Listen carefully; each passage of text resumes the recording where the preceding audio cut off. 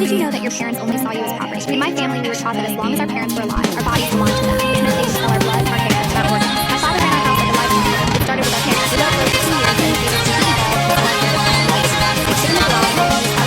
Every last moment, our scalp bleeding from where he pressed too hard. The blood drive started at age 7, twice a week at an underground clinic where they didn't ask questions about children. I'd watch my blood fill bag after bag until my vision swam. Dad negotiated with the technicians saying, "These kids are premium stock. I want top dollar for every penny." When I turned 14, Dad cornered me and explained that I was now old enough for premium donations, starting with carving out part of my liver for a wealthy client. The back alley surgery happened in a converted garage with no anesthesia. I bit down on a leather belt while a nervous surgeon cut into my abdomen, feeling every red-hot slice and stitch and begging him to stop. Every time the surgeon hesitated, my dad said something like, "She's my property until I'm dead. You got a problem with that? I'll find someone who doesn't." The pain lasted for weeks, a constant fire in my side that made it impossible to sleep or eat. Dad sold pieces of my liver twice more over the next year, each time warning me, "Good daughters don't complain about helping their families survive. Bad daughters end up in unmarked graves." When I was 16, the fertility harvesting started. They'd inject me with hormones that made my body swell and extract my eggs with a metal device meant for cattle breeding. Dad sold my eggs to 4 different couples, joking to Mom, "I'm getting rich off our unborn grandchildren." I stood in my bathroom one night, blood pouring out of me, and I realized that waiting until they were dead so I could be free wasn't an option. At this rate, there was no way I was surviving that long. That's when Dad announced he found a buyer for one of my kidneys. "You got 2 kidneys, but I only need one to retire. Isn't that a miracle?" When I begged him to reconsider, he slapped me across the face and said, "I made you, I own you, and I'll harvest whatever I want from you until the day I die." So I did the only thing I could think of. I went to the kidney buyer myself, a week before Dad had scheduled my surgery, and told him that I'd charge him $5,000 less if he took my kidney right now without my father's involvement. I lay down on the table and prayed this wasn't the worst mistake of my life. The second I could stand after surgery, I took the money and ran, still half sedated and bleeding, but finally free. I used the money to disappear completely, changing my name and moving to a new city. For the first time in my life, my body belonged to me. But Dad tracked me down. He showed up at my apartment with legal papers claiming I owed him $200,000 for medical procedures. When I said I didn't have the money, he smiled and said, "Come home and make it." I refused, and he snarled that he'd see me in court. The legal battle destroyed my savings and my sanity. Dad hired lawyers who argued that parents had unlimited rights over their minor children's bodies, while I struggled to find anyone who believed my story. But everything changed when the last person I ever expected reached out to help me, the surgeon from my back alley liver surgery all those years ago. He'd been racked with guilt about his part in my torture and wanted to help make it right. He came to court with a gruesome testimony on the inhumane procedures, along with recordings of Dad discussing prices for our body parts. In one recording, you could hear Dad saying, "The girl's kidney is worth 40 grand, but if we wait another year, her uterus might be worth even more." The judge immediately ordered a criminal investigation, and Dad was arrested for child trafficking and aggravated assault. Now Dad is serving 15 years in prison, but the victory feels hollow because I lost my entire family in the process. My mother still sends me letters saying, "You destroyed our family. Your father was just trying to teach you responsibility." My siblings won't speak to me because they blame me for Dad's imprisonment. Even the surgeon, the man who finally saved my life, suffers in prison because he chose to help me. I wonder constantly about all my children out there that I'll never get to meet, and some nights I still lie awake, running my fingers over my scars, checking to make sure I still have the organs I have left.